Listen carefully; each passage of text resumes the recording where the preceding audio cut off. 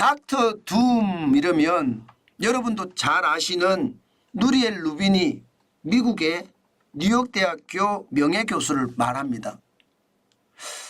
닥터 둠은 기본적으로 말입니다. 경제에 대해서는 비관적인 생각을 가지고 접근하시는 전문가입니다.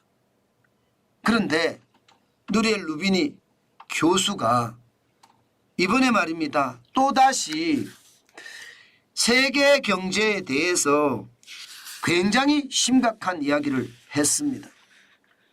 이게 조선일보인가요? 아시안 리더십 컨퍼런스가 조선일보일 겁니다 아마. 예, 아시아 리더십 컨퍼런스에 참석했던 닥터 루빈이 뉴욕대 명예교수는요. 앞으로 세계 경제는 스태그플레이션의 늪에서 헤어나기 어렵다. 이렇게 이야기하고 있습니다. 저는 이 말 여러분도 그렇고 저도 그렇고 굉장히 명심을 해야 될 말 같아요. 스태그플레이션이라는 게 저성장의 고물가잖아요. 저성장의 고물가가 되면 결국 말입니다.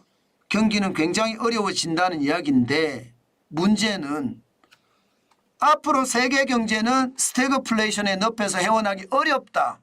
계속 간다는 거예요. 고물가가. 이야, 그러면 여러분 우리는 어떻게 해야 될까요? 제 생각에는 지금 이런 상황이 계속이 된다면 당연히 말입니다. 스태그플레이션은 고물가를 수반을 하기 때문에 고물가는 통화량이 늘어난다는 이야기거든요. 통화량이 계속 늘어날 수밖에 없다는 이야기예요. 그렇다면 돈의 가치는 떨어지고 실물의 가치는 올라간다는 이야기잖아요. 돈의 가치가 떨어지고 실물의 가치가 올라가면 우리는요. 금을 사야 되고 원자재를 사야 되고 집을 사야 되는 그런 사태가 벌어질 수도 있다는 뜻입니다. 물론 루비니 교수가 이야기한 것이 정답이다. 이렇게 이야기하기는 그렇지만 우리가 한 번쯤 기억을 하고 시장에 대응하는 것도 좋겠다. 저는 그렇게 생각합니다.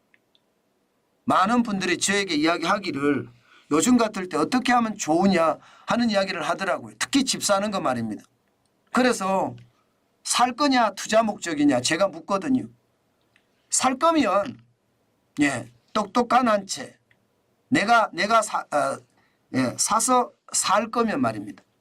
똑똑한 한 채를 사시라. 제가 그렇게 이야기를 하거든요. 그게 맞는 것 같아요. 물론 말입니다. 전체적으로 스태그플레이션이 얼마나 커질지 저성장과 고물가의 어떤 차이, 갭이 얼마나 클지 이게 중요하긴 하지만 중요한 것은요. 스태그플레이션이 시장에 계속 남아있는다는 사실. 여기에 우리는 집중할 필요가 있는 것 같습니다. 그럼 왜 이렇게 스태그플레이션이 나느냐. 그것도 앞으로 이런 오랫동안 헤어나기 어렵냐. 누리엘 루비니 교수는요. 이게 기본적으로 성장은 위축이 되는 요소가 많다는 거예요. 미국과 중국의 갈등, 신냉전 질서, 탈세계화, 자국 우선주의 이 모든 것은요. 세계가 자유무역이 되기가 쉽지 않다는 이야기잖아요. 자유무역이 안 되면 각 나라마다 자국 우선주의의 보호무역주의를 선택할 수밖에 없습니다. 그러면 세계 경제가 당연히 위축이 되고요. 세계 경제가 위축이 되면 개별 나라에도 성장률은 위축이 될 수밖에 없다. 이게 누리엘 루비니 교수가 이야기하는 거고요. 반대로 물가 상승을 시키는 통화, 돈을 푸는 것은 지금 심각하다 이거예요. 전 세계가 다 똑같다. 재정 확대. 미국만 하더라도 재정 적자가 장난 아니죠. 대한민국도 재정 적자가 장난 아니잖아요. 고령화도 있고요. 기후 대응도 있고요. 또 정치적인 요소도 있습니다. 그러니까 돈을 계속 푸는 거예요. 나라 돈을 계속 풀어요. 돈 찍어서 풀고 돈 찍어서 풀고 이거는 앞으로 현실이라고 보이는 겁니다. 게다가 친노조 정책 이것은 계속 임금 상승을 불러올 수밖에 없거든요. 우리나라는 국민의 힘이 여당이기는 하지만요. 야당이 거대 야당을 형성하고 있습니다. 그렇기 때문에 노조의 이야기들이 저는 굉장히 많이 반영이 될 수밖에 없다고 봐요. 그런 상황이라면요. 그런 상황이라면 앞으로 임금 상승은 계속 가져올 겁니다. 자, 이러면 여러분 성장은 위축이 되고 돈은 계속 풀리고 이게 스태그플레이션의 전형적인 요소잖아요. 그죠? 그런데 이게 앞으로도 계속 된다는 게 지금 누리엘 루비니 교수가 하는 이야기입니다. 그러면서 더 놀라운 일은요. 스태그플레이션이 계속 위협을 하잖아요. 시장을. 그러면 초거대 위협이 된다. 지금 세계 경제는 초거대 위협에 직면했다. 이렇게까지 이야기하고 있습니다. 그만큼 스태그플레이션의 위험에다가 기본적인 전통적인 경제적 위협 이것이 시장을 들었다 놨다 하는 거고요. 뭐 앞서 말씀드렸듯이 물가 상승도 있고 스태그플레이션도 있고 금융위기도 있습니다. 그런데 비경제적 위협이 지금은 세계 시장을 더 크게 좌지우지한다.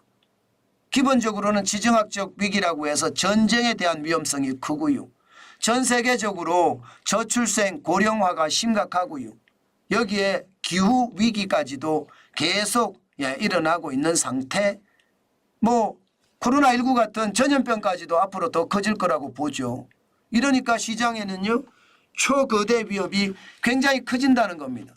이렇게 되면 여러분 스태그플레이션이 계속해서 시장을 장악해 가는 가운데 경제적 위협과 비경제적 위협이 동시에 어우러져서 세계 경제에는 초거대 위협으로 작동할 수 있다?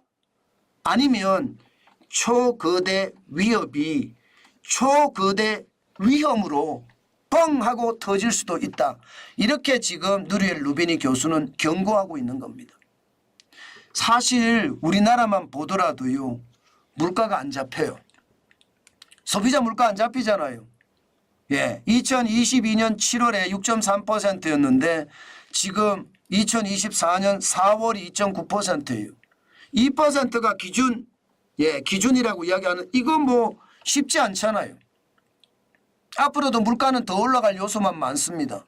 앞서 말했듯이 돈은 계속 풀리고 통화량 계속 늘어나잖아요. 여기에다가 환율은 계속 올라가고 있습니다. 이게 인건비는 더 많이 올라가고요. 저는 이게 소비자 물가 잡기가 우리는 참 쉽지 않겠다 그런 생각을 합니다.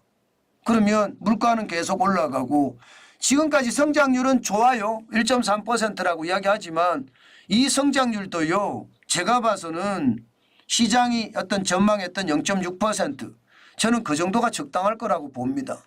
예산의 조기 집행이 많이 가져왔다. 선거 앞두고 정부가 돈 풀기 엄청 했다. 저는 이렇게 생각하거든요. 성장률 착시라고 봅니다. 물론 성장률 착시가 아닐 수도 있습니다.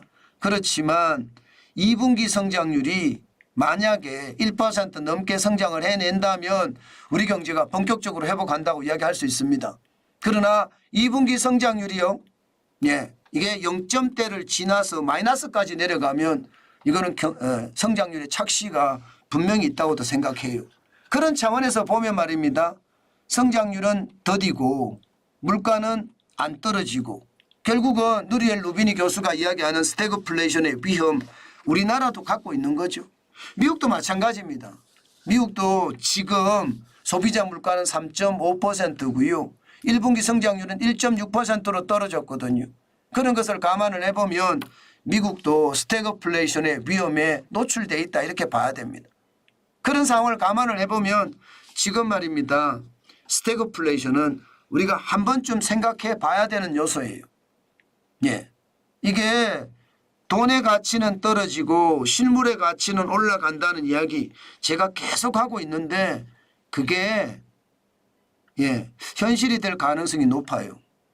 그러면 집값이 올라간다 이렇게도 예상이 되잖아요.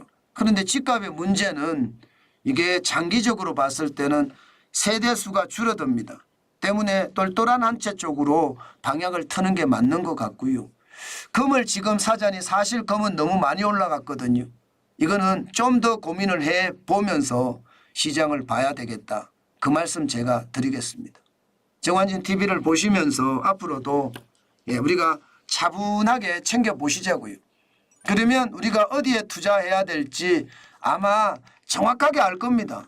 뭐 급하게 서둘러서 시장을 보는 것 저는 굳이 그럴 필요는 없다고 생각하거든요.